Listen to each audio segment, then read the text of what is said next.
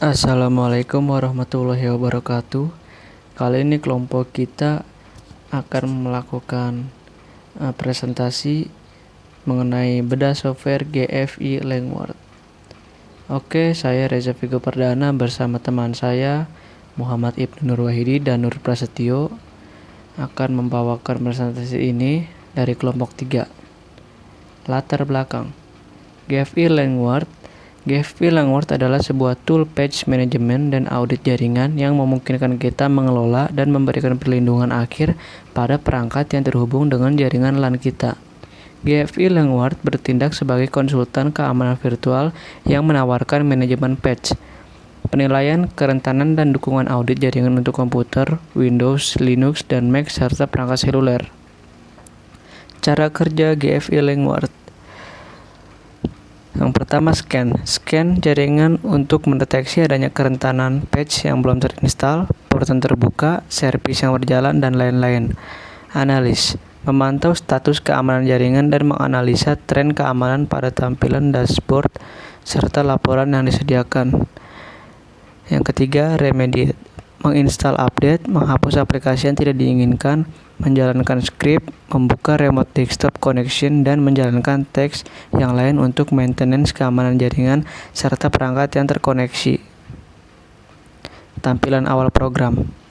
Ya, seperti inilah tampilan awal program atau tampilan utama GFI Langword. Memiliki tampilan yang sedikit klasik dikarenakan penuh dengan menu-menu. Ya, bisa dilihat sendiri. Oke, kita lanjut. Tools menu. Seperti software kebanyakan yang memiliki tools dan selalu bertempat di paling atas, seperti GFI Langword yang memiliki menu main menu, home, dashboard, scan, remediate, activity monitor, report, configuration, dan utilities. Network vulnerability level. Kita juga bisa melihat level vulnerability atau level kerentanan pada jaringan kita pada pas awal install mungkin belum terdeteksi, maka diharuskan untuk men-scan pada menu scan. Seperti diketahui sebelumnya, untuk mengetahui level kerentanan pada jaringan kita maka harus melakukan pengecekan, yaitu di bagian menu scan. Di bagian menu scan, kita bisa menambahkan alamat IP pada scan target. Di bagian profil, kita bisa memilih apakah ingin mengecek secara full keseluruhan atau hanya TCP dan UDP saja, itu tergantung kebutuhan masing-masing, dan lain sebagainya. Jika sudah, maka klik scan.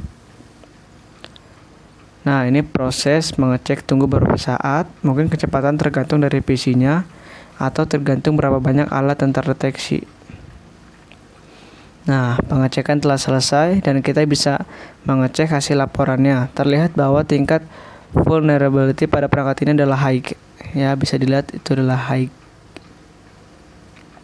Di sini juga kita disajikan data statistik mengenai hasil dan proses scanning yang sudah kita lakukan.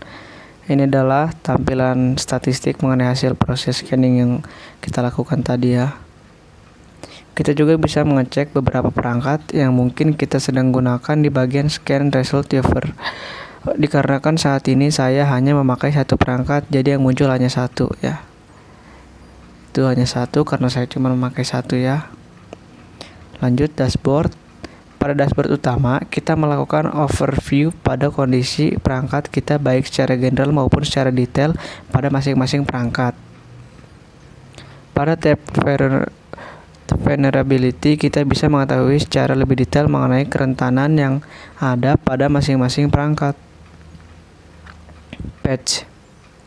Pada tab patch, kita bisa mengetahui patch apa saja yang tersedia serta bisa mendeploynya langsung ke perangkat yang memerlukan. Di bagian menu port bisa kita lihat port mana saja yang terbuka, kemudian kita bisa menutupnya secara manual jika memang diperlukan. Software. Di bagian menu software, bisa kita lihat software apa saja yang terpasang di perangkat kita dan OS yang digunakan, antivirus, anti-spyware, firewall, dan lain sebagainya. Hardware. Pada menu hardware, kita bisa lihat hardware apa saja yang terpasang di perangkat kita, seperti USB device, prosesor, dan lain sebagainya. System information. Pada bagian menu system information, bisa kita lihat informasi penting lainnya seperti folder share, service, jumlah user, dan informasi lainnya. Activity monitor. Pada menu bagian atas yaitu Activity Monitor, fungsinya untuk melihat histori dari scanning yang sudah pernah kita lakukan beserta statusnya. Nah, itu adalah status-status yang pernah kita scan. Report. Pada menu report, kita bisa menampilkan report yang dihasilkan, kemudian mengekspornya ke dalam beberapa format seperti PDF, HTML, XLS, dan yang lainnya. Configuration. Pada menu configuration, kita bisa memanage agents pada masing-masing perangkat, baik itu memasang, menghapus, maupun melakukan perubahan setting. Utilities. Pada menu utilities, kita bisa memanfaatkan beberapa tambahan tool seperti DNS, lookup, traceroute, WOS, dan lain sebagainya yang mungkin sama atau berbeda kegunaannya. Oke, terima kasih. Mungkin sedikit saja dari kami. Tentunya banyak sekali kekurangan. Oleh sebab itu, jika ada saran dan kritik boleh ditambahkan. Oke, terima kasih. Wassalamualaikum warahmatullahi wabarakatuh.